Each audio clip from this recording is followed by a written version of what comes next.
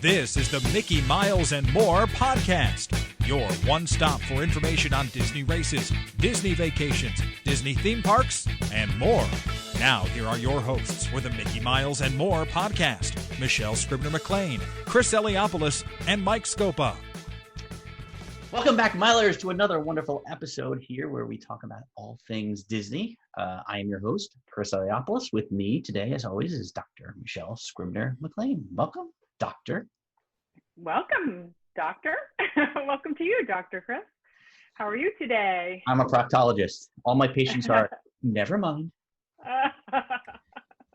Well, we're doing a rare daytime recording. This is kind of fun. Yeah. And we want to welcome aboard some new subscribers, and they are Rocio Hernandez Vega and old friend Russ Stringer. So welcome to our show. We're happy to have you here. Welcome back. Also with us is our good friend Mike Scopa. Hi, Mike. And speaking of welcome, may I say welcome to the splendor, the spectacle, the sparkling sensation, where the comedy and thrill of Disney fantasies come to electric life. The what's the electric parade? What was the electric light parade thing? What was that called? What's it called? It froze for me, so I didn't hear the end. I heard Splenda, but that's all I heard. Can you say it one more time? The electrical parade? What's it called? Welcome to the splendor, the spectacle, the sparkling sensation, where the comedy and thrill of Disney fantasies come to electric life.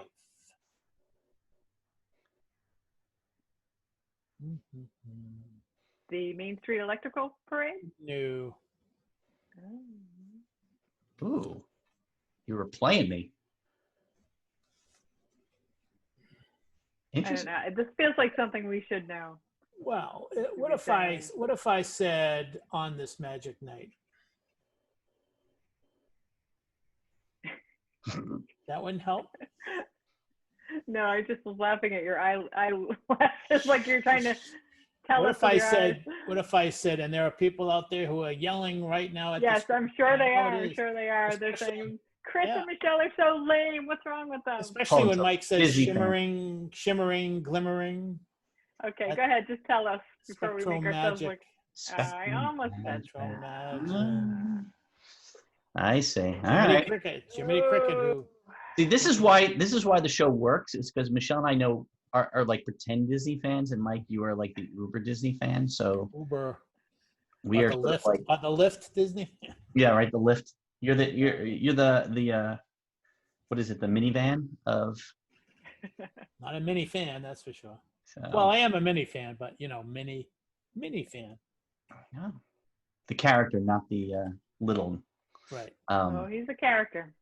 So today's episode, we're going to sort of talk a little bit about a bunch of different little things. But Mike, I wanted to see if you would kind of give us some updates as to the doings going on at Disney World. I know you said you had a few that you wanted to discuss. Well, I've been noticing that things are slowing down in Disney World. There's not that much to be reporting every week, and it's kind of telling me that things are slowing down and guests aren't going, but other things are happening.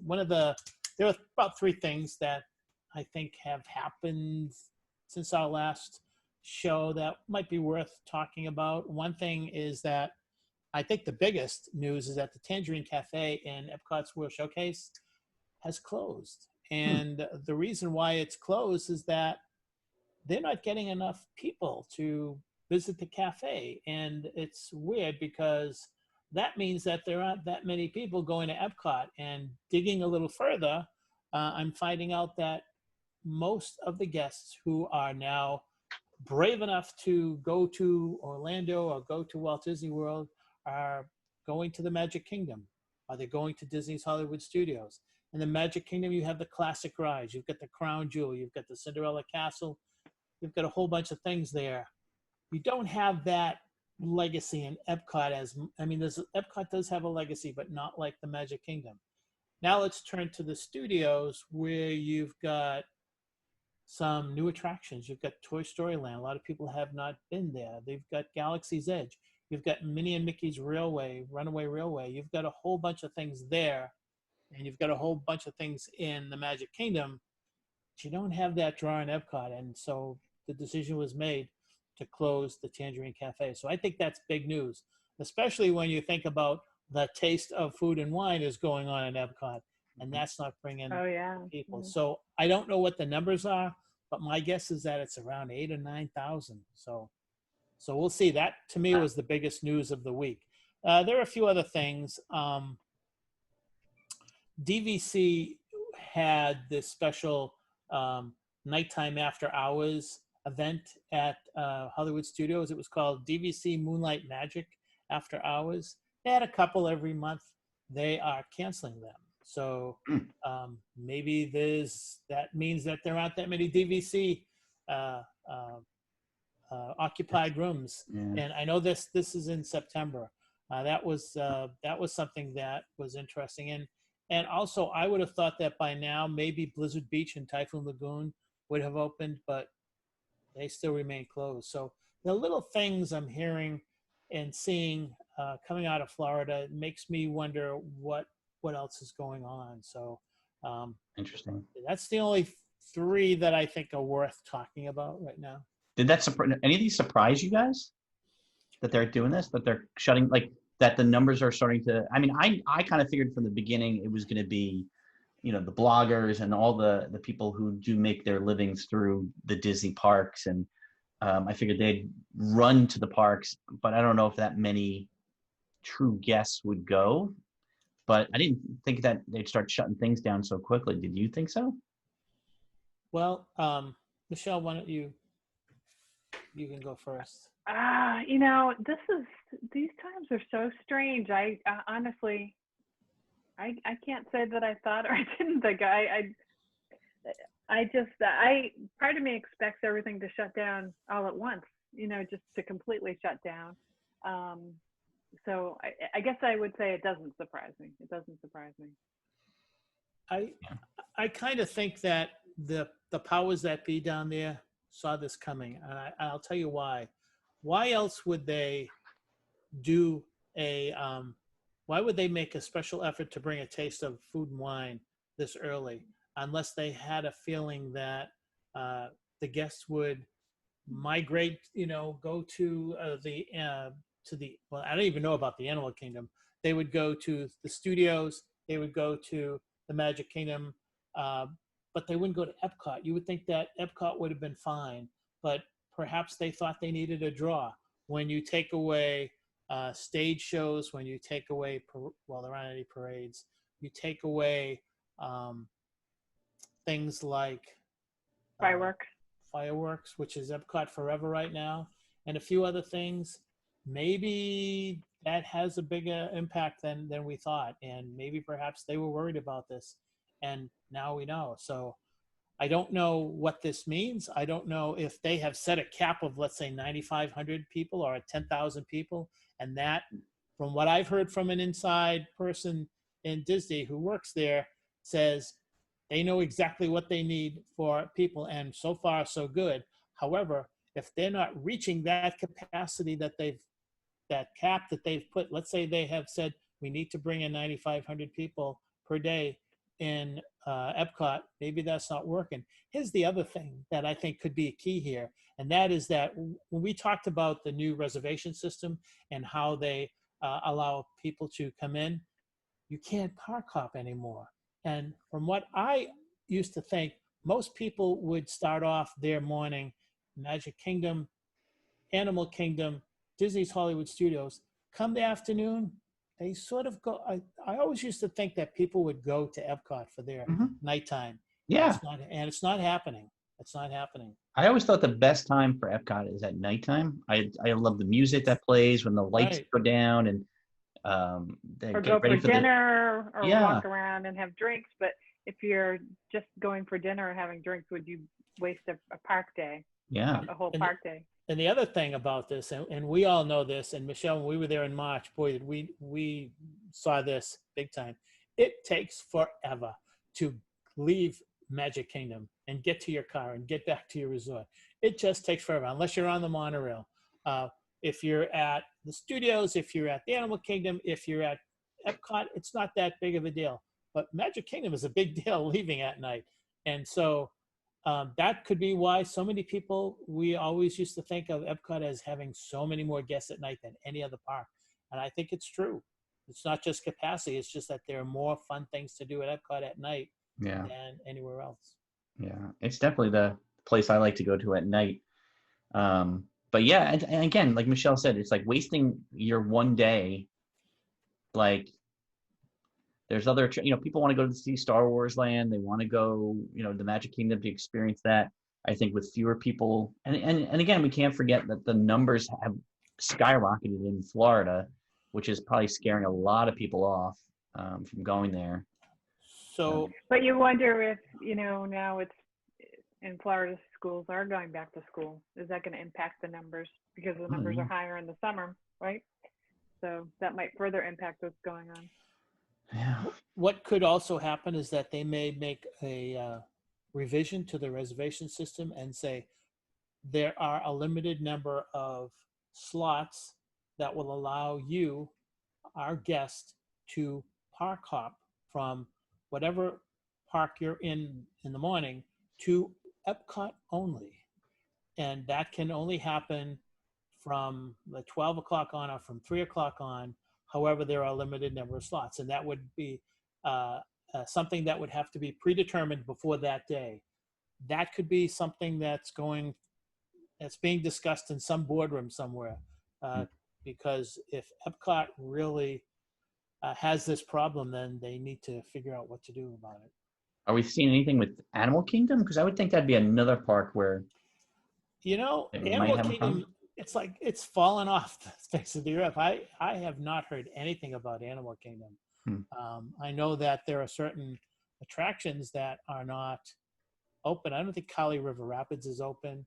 I don't know. It's been like, I have seen people saying that they've walked on or done little wait times for the Pandora rides, like 10-minute wait or something like that. Interesting. Yeah. I mean, so which kind of leads me into the whole thing. So I'm trying to see how many days ago, I think it was just yesterday yesterday we saw an article in Rolling Stone. Its title is "What It's Like to Work at Disney World During a Pandemic" by E.J. Dixon. It was a very interesting insight into the goings-on for cast members at Disney. And we had an episode a few weeks ago about cast members and their safety. This article specifically talks to a woman named Kinsey Doerr. She's a ride operator at Space Mountain. And she's also the shop steward of Unite Here, Local 362 in Orlando, one of the unions for Disney World. And it was a very, I thought, fair and interesting article. I would recommend everybody look up the article and take a read. It was fair. She seems like she's like us. She's a Disney fan, and but she loves the Disney magic. But I think she's a little weary. There were two quotes that hit me, and I'll let you guys jump in. One was, she said, "We make $13.50 an hour right now, and it's just not worth that small sum of money to put your life in danger every day for guests that don't care." And the other one was, "I don't think that it's ethical to be at Disney World right now."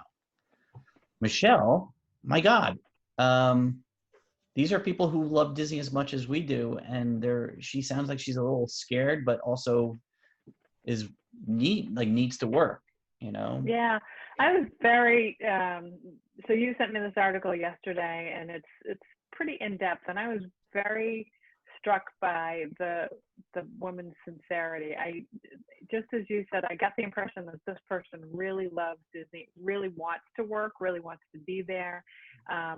Just like all of us, I think all of us, we thought that this was only going to be 2 weeks or a month, and they were getting paid, and then all the ride operators were called back, and she was one of them who was called back.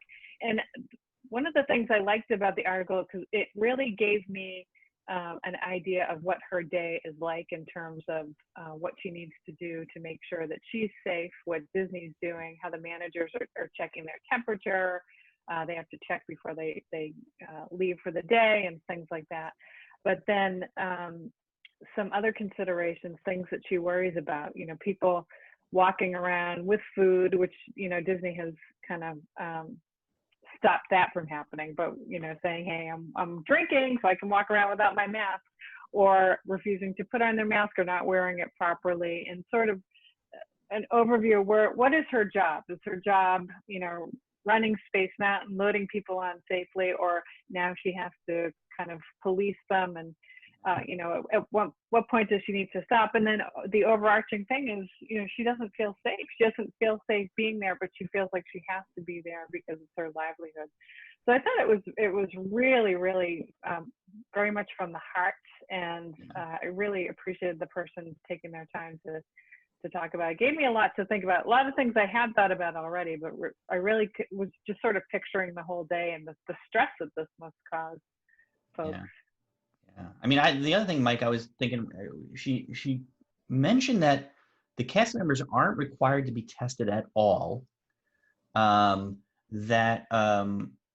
She indicated that some people have tested positive, but nobody at Disney informed the other cast members. It sort of got through by word of mouth, which is a little bit scary.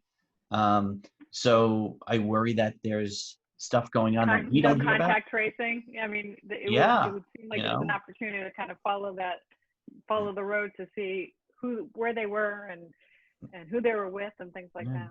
What are your thoughts, Mike? Did this article worry you, or a couple things. Let me just first touch upon what you and Michelle just said. I think that Disney's being a very poor corporate citizen, or whatever you want to call a poor ethical person, because they're not mentioning anything if a cast member has been tested positive, and they're not even telling the cast members. They just the article seemed to say that, and that kind of bothers me. I know that if I was going to go back to work, I'd like to know if my fellow employees have been tested positive. I need to know, because I'm going home every night. I'm going home to my family. So that bothered me. There was another paragraph that really triggered a thought, something that I thought about, that a friend of mine who was a cast member a long time ago told me about. She talks about, and it was either you or Michelle that mentioned that she was talking about how she gets $13.50 an hour. And she said that when she was called back, she had all kinds of questions, like how many people are going to be allowed in the park? How on earth do the Disney management level people think they're going to manage to keep guests 6 feet apart from one another at all times? And then she said, how are they going to make sure guests are wearing their masks? And then she said something very, very much that triggered this thought on me. She said, we can't even tell people not to jump the line half the time. So I don't know how Disney would expect us to tell people they need to keep their masks on. Now, let me tell you why she said that. I had a friend who he drove the Main Street vehicles. He was all over the place. He did Splash Mountain. He did he did all kinds of stuff. He was the epitome of a cast member. He would, if he was on his off day, he would go to another park, and even when he's not on the clock, he was helping people. He was also an engineer on the trains.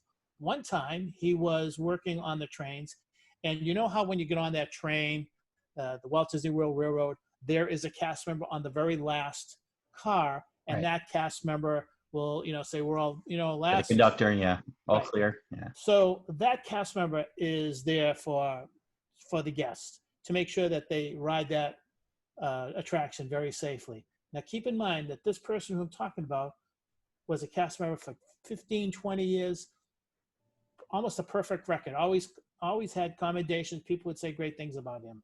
On one particular day, the train pulled into the Main Street Railroad station, and there were several guests who were going down the up ramp, and he was asking those guests, sorry, no, you can't go that way. You need to go this way. One of the guests complained about him to the guest services, and he was reprimanded big time.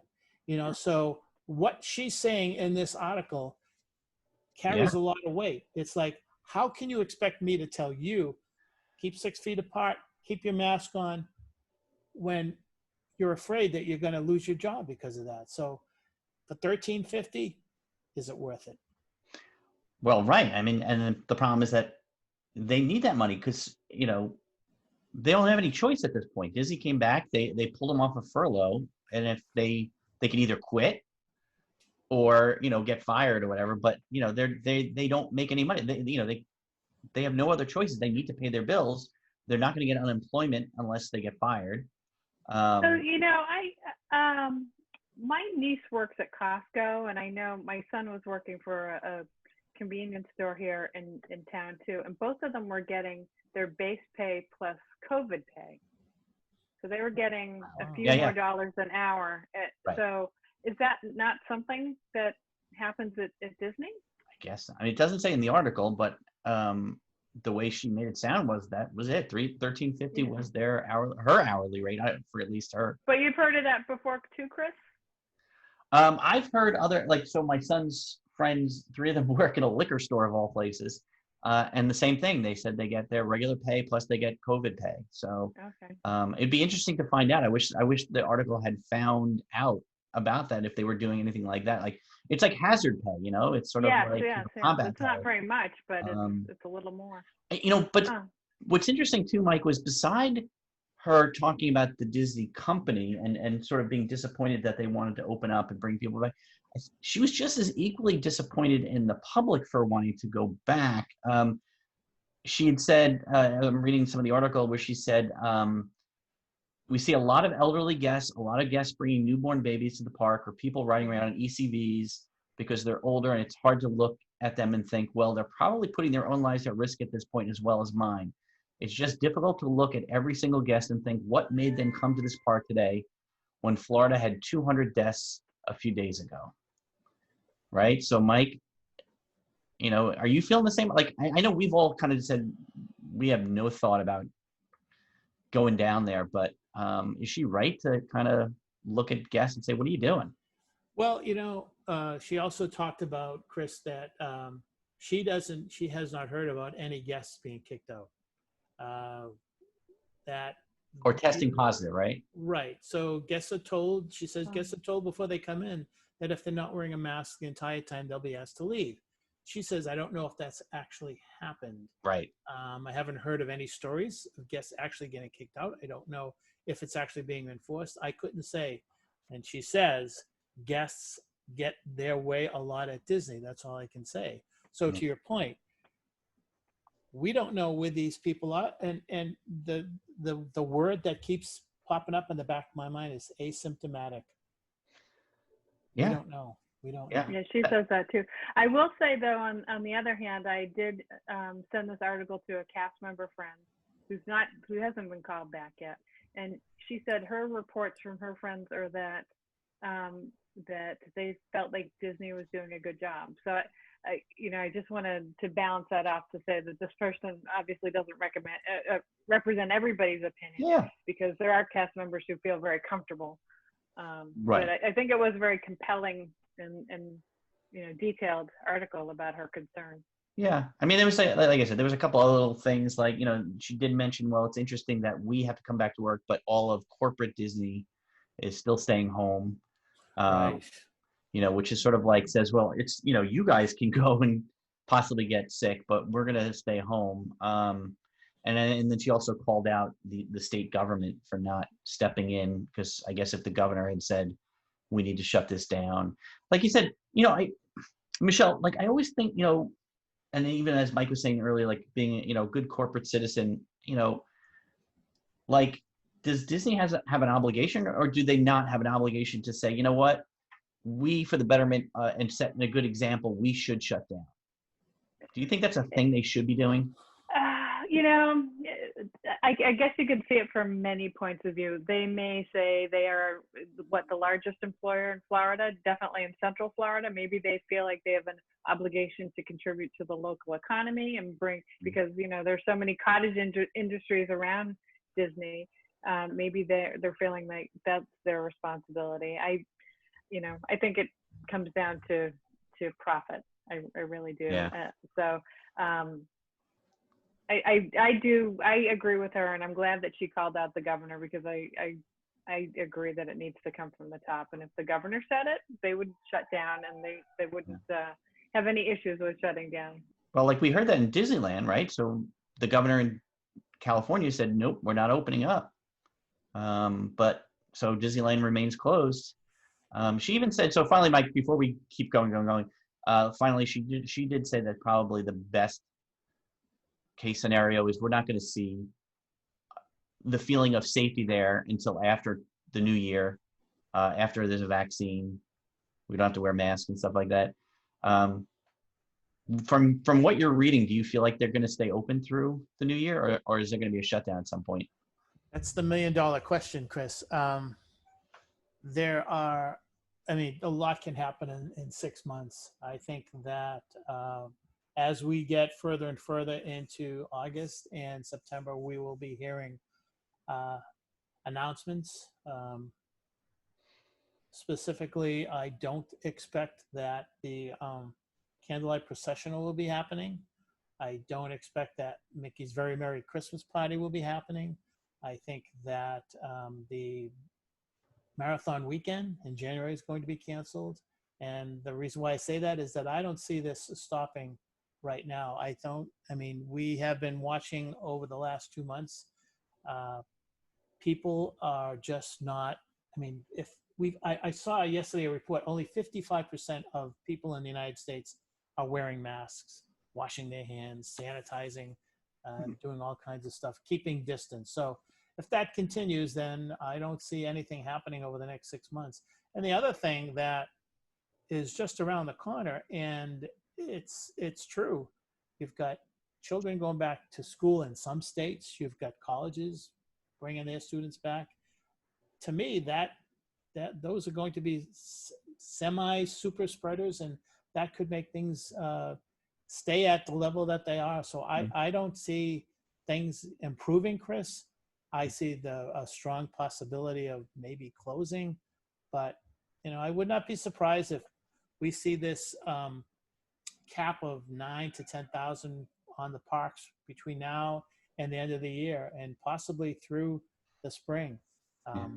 It all boils down to how people behave, and if this vaccine comes out, and if people are going to be saying, yes, I will be vaccinated. That's another story. So yeah, that's the next step along the way, right, Michelle? You and I tend to be I'm sure Mike too, the worry about the people who are anti-vaxxers. Yeah. It's a big worry, but I think it's going to be a long haul. Definitely think it's going to be a long haul. I did have a question. I know you're trying to wrap up, Chris, but Mike, you and I were talking about how you just mentioned how Not So Scary was canceled and the Halloween Horror Nights at Universal canceled. I just wonder, is there any discussion between Universal and Disney and SeaWorld, and is it Disney just does their own thing and you all have to follow us or not follow us, or is there? I just wonder, is there a conversation about, if we're going to shut down, let's all shut down, or is it going to be Disney shuts down and Universal says, not us, we're confident in our measures. I don't know what's going on with Disney, but we're going to keep you safe. Yeah, I think Universal doesn't care about really what Disney thinks, but I think Disney cares about what Universal thinks. And I did hear from an inside source that the reason why the Walt Disney World parks opened up July 19th, and they were planning to open up later, was because Universal opened up earlier, and they did not like the fact that Universal got the jump on them. So I think for some strange reason, Disney worries about Universal, but Universal doesn't really care about Disney. So I don't know, just but thought I think Disney they wanted should. to do. I think they wanted to put everything in place and do it right. That was my take on it. Yeah, and maybe it's a much bigger operation. And I think Disney is known to, and a lot of smart companies do this. They look to see what their competition within the industry is doing, and they let them make the mistakes, and then they say, okay, rather than try to be first, let's be second and be better. And I think that's what happened. But I agree with you, Michelle. I think that they should get together and talk about things and share. I mean, there's enough money. Well, there was enough money to go around that both Universal Studios and Walt Disney World, the Disney company, But here's the thing that gets me upset about that. Shouldn't it be the leadership from the government that is helping these people make these decisions versus these companies, informing the government? It should be the government who is helping to support them and show some guidance, right? I mean, companies, as much as we love Disney, they are a company and their sole goal, whatever they say, is making money. And so they're going to do whatever it takes to make money. Yes, they feel an obligation to be safe, because that, if they aren't, then it messes with their bottom line. And it should be data driven. I mean, we live right on the border of Massachusetts. I work in Massachusetts. So we listen to what's going on in Mass and New Hampshire, where in New Hampshire the numbers are very low, but it's Massachusetts has just ramped back. They've stepped back, and it's all because of the numbers and the data. And the companies don't have to make that bad decision to say, we're a bar, so it's our decision. It's like that's what's happening with the state. So let's all comply, and then we can have the life we want again. So I like that. At least in Mass, in New Hampshire, that the decisions are being made for the companies by the data, and it's not the companies saying, we're going to do the best we can. I have one more point, Michelle, to tag along what you said about it should come from the top. Kinsey, in her article, says the following. She says, "I blame Governor DeSantis for the fact that the parks are open right now. I think that even if Disney CEOs begged him to reopen and he said no, we would not be able to be open. And yet he thinks that this pandemic is a joke. And he has from the beginning, and he hasn't taken anything seriously. And I think he's risking a lot of lives by allowing us to be open." And I think that feeling, that opinion is echoed by a lot of our friends down there. We know that. But, things are what they are. Yeah. I mean, that's, you look to your leaders for guidance, for safety, and you look for your Disneys for the fun and the entertainment, and not to have to. I mean, I feel bad that, Disney has to make those hard choices. It shouldn't be up to them to make, life or death decisions for people. Right. And I feel bad. Like they should have been warned off and told, we're not going to open for the safety of so many people. Because there are people who don't obey. Who don't it's like they shouldn't have to be the bad guy, but they shouldn't also have to be the leader for the whole state. Yeah. That's not fair either. Yeah. Oh, I know. But people, I saw one last point again. I saw a report. It was either yesterday morning or this morning, from a report out of Florida. It was some business owner who said, "Why shouldn't we be allowed to open? Disney World was allowed to open." Yeah. So it's like, okay, so if Disney World jumped off, like my mother would say, if Disney World jumped off the Empire State Building, would you jump off? But yes, Mom. It's true. It's true. Disney is a leader, and Yeah. It's it's tough. I mean, they're not there to protect people. They're there to make money. And so you shouldn't give them the ability to make life and death decisions for people. But anyway, so Michelle and I were just chatting right before the show. We wanted to get in real quick on a lighter note. I'm a big Muppets fan, Jim Henson fan. We did a book, I Am Jim Henson. I got to draw every Muppet in creation. So the Muppets are a big influence in my career. And the Muppets have a new show, Michelle.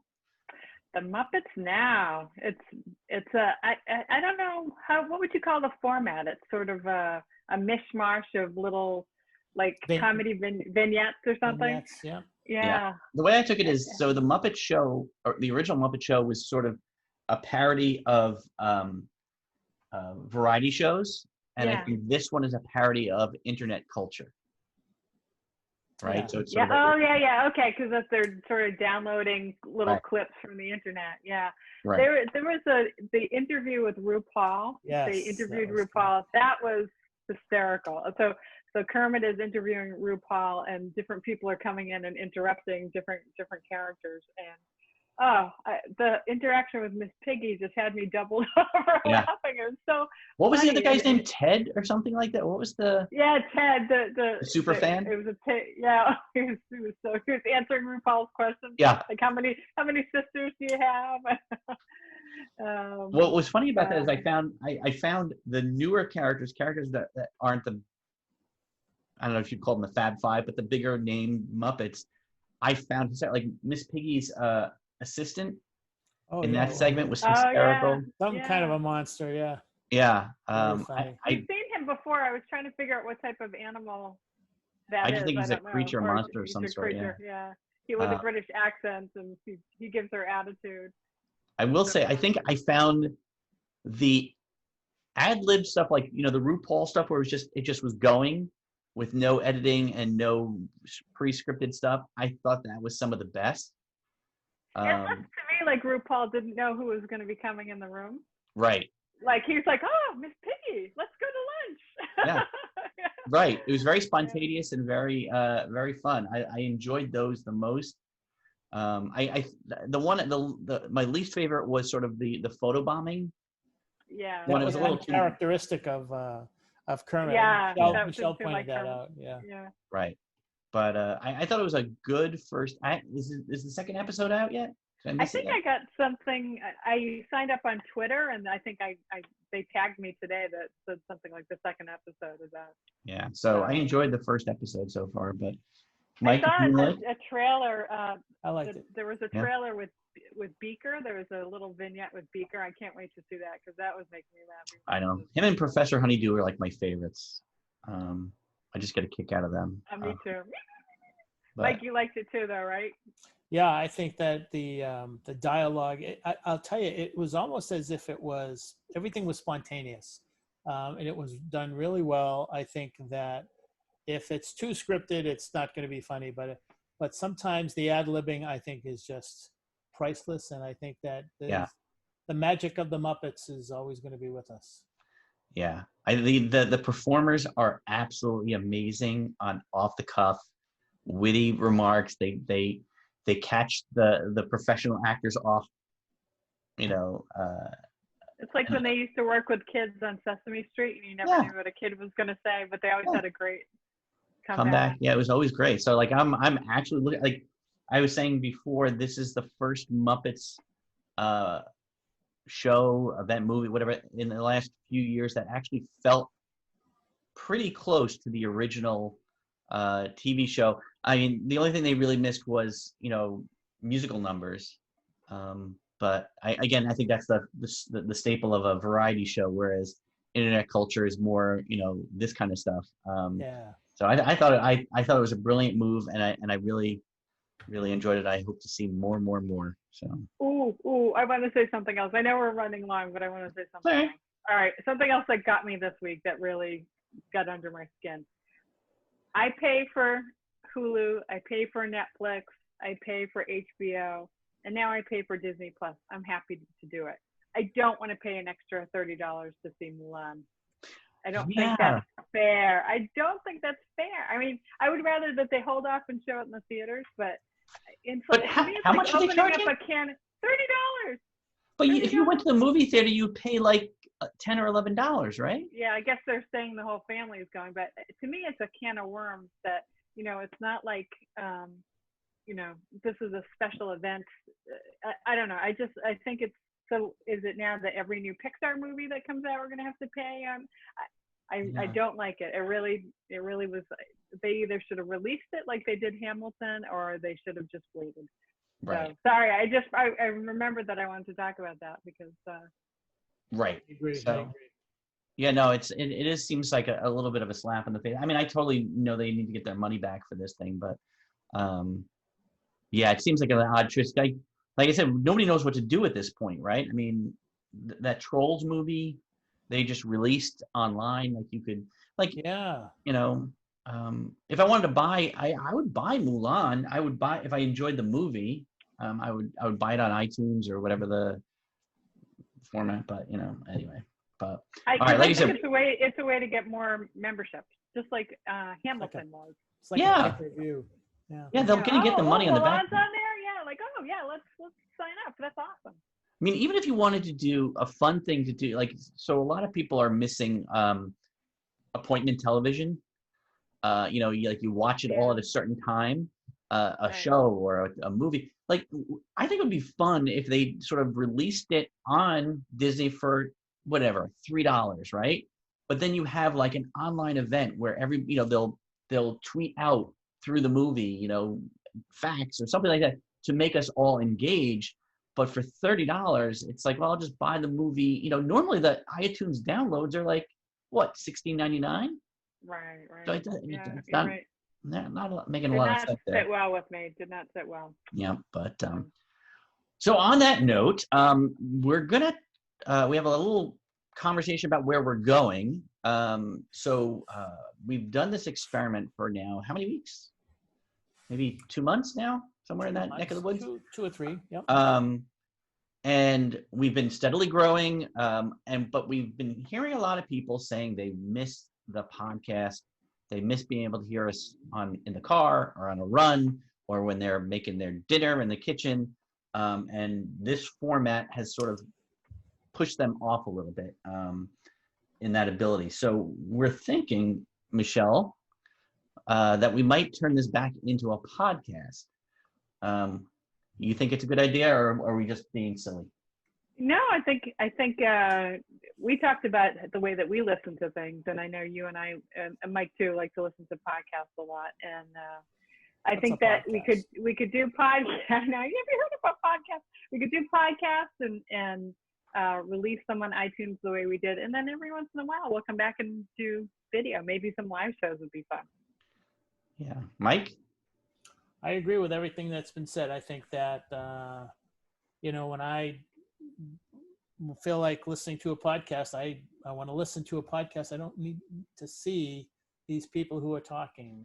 So I agree. I think that it's something that we wanted to be very receptive, and we wanted to respond to what our listeners wanted.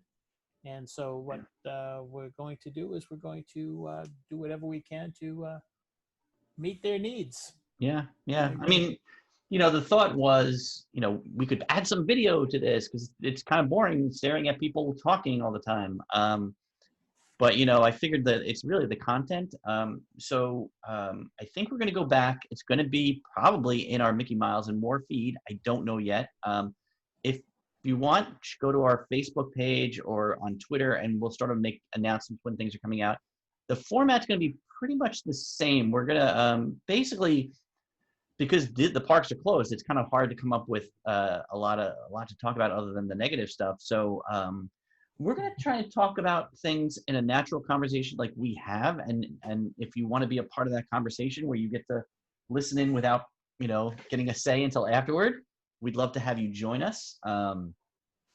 But I think it's a good move. We tried to go to YouTube because we thought it'd be a different millennial thing moving forward, but it just I think everybody really wants that format of the podcast. So plus maybe we'll get you out on the road running and you can listen to us. But so keep an eye out for that one. And one last thing, Michelle, your background. What do you got going on over there? Yeah.